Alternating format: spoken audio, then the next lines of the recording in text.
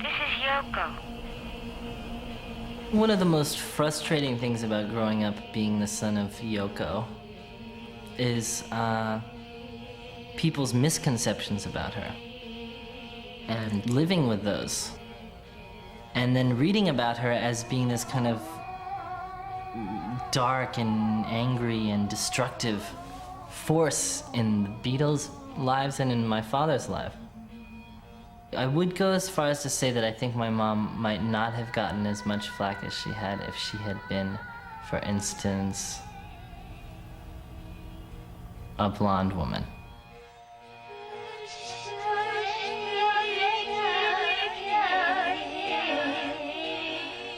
She seemed like this person way out there and famous and living a very different lifestyle from me.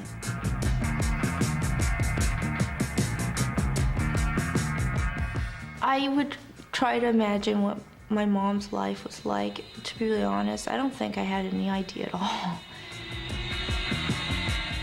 Yoko Ono became one of the most controversial women of the 20th century by marrying John Lennon.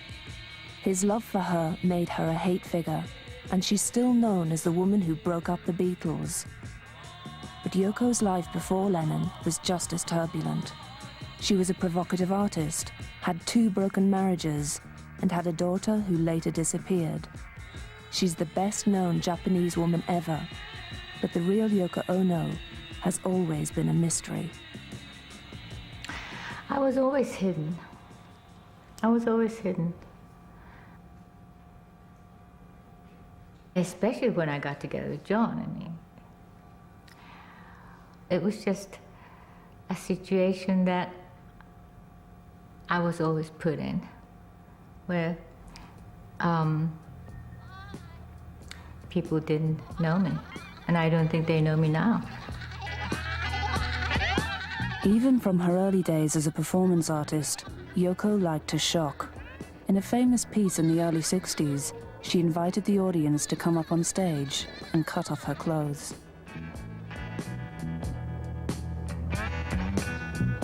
People were tremendously rattled by it. And it was a very big thing to, step up there and take the scissors and so forth. And Yoko was astonishing. I mean, so brave, so bold, so cutting edge. Yoko once told me, if half the audience doesn't get up and leave, she hasn't done it right. Because she wants to really get to people. She wants to really make them feel. But many people have those feelings hidden, and they get angry at Yoko for making them feel like that.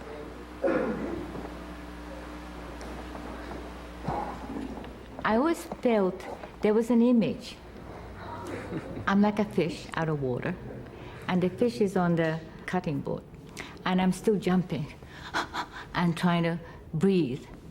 And I'm telling, I'm saying, please just kill me right away so that I can relax a little, why are you still making me jump on the cutting board, And that was the image I had of me while I was doing all these things that would upset everybody, Yoko's sense of unease had existed since childhood.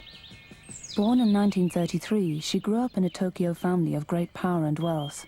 Her parents, unusually for the time, had married for love. Her father, once a concert pianist, became an international banker. As the family shuttled between Japan and the United States, the swing from east to west became a way of life for Yoko. Several years older than her brother and sister, she usually played alone. Even her mother, a glamorous socialite, had little time for her. I felt that my mother was a very busy person, though she was very,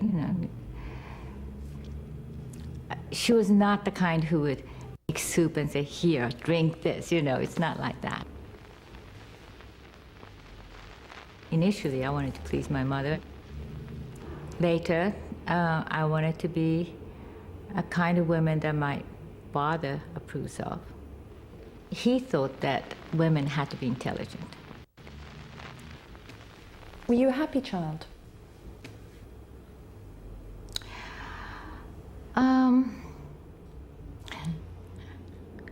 This is funny because there's 8mm film, me in San Francisco, tap dancing. And, wherever I go, I'm just jumping around. And when you look at that, I think, oh, I was pretty jumpy and probably I was very happy or whatever.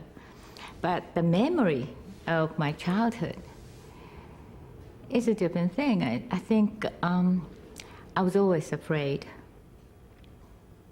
Afraid of the dark, afraid of the night coming, because when I go to sleep, I had a lot of nightmares.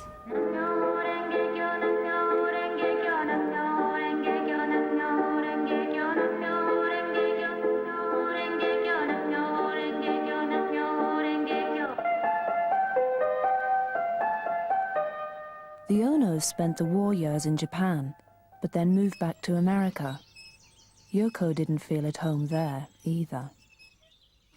She was very quiet and retiring and kind of a little kind of wistful and wispy, just kind of floating by, kind of on the edge somewhere. I was never feeling like I fit in the schools in Japan either. Never felt that. Because each time there was a reason that they felt that I was totally different from them. My strongest visual memory of her is perching in the apple tree, right on the lawn, the great lawn in front of the main building, and she'd be up there writing haiku. And that was sort of her claim to fame. Everyone knew her for that. In the mid-50s, Yoko dropped out of her smart American college and settled in Lower Manhattan, a world of drafty lofts and beatniks, where at last she found a way to express herself. Anyone who is interested could come up on the stage and try to fly off from these ladders. She thought of herself as an artist, and that was the primary thing in her life. And she was involved in, I don't know what she called them. It was possibly happenings or pieces. And you would sit there and watch her throw food at the wall. I think some of it involved cooked peas, so there'd be a great splat. And maybe that was called food piece or peas on the wall. I don't know what it was called exactly. The men were always there, and they were always chasing her, and then she was always shoving them off. I don't remember her ever having to pursue anyone. In fact, she went after my men, too, but which somehow didn't bother me. I don't know why. I thought it was funny. She was very funny. This whole huge object actually may not be here. This whole show may not be here, or I may not be here, actually. In 1957, Yoko married Toshi Ichiyanagi, a Japanese composer. 5 years later, she returned with him to Tokyo. While his work was acclaimed, hers was treated with disdain. I think it must have been really pretty hard indeed, because she was just, on the cusp of achieving a good deal in this little tiny world of avant-garde art. But given the nature of Japanese society, if being a woman artist was tough for us, it was like about 8,000 times tougher for them. In a society, you want to be yourself, but you know that it's so hard, and they don't want you to be. So if you don't want me like this, why don't you just kill me?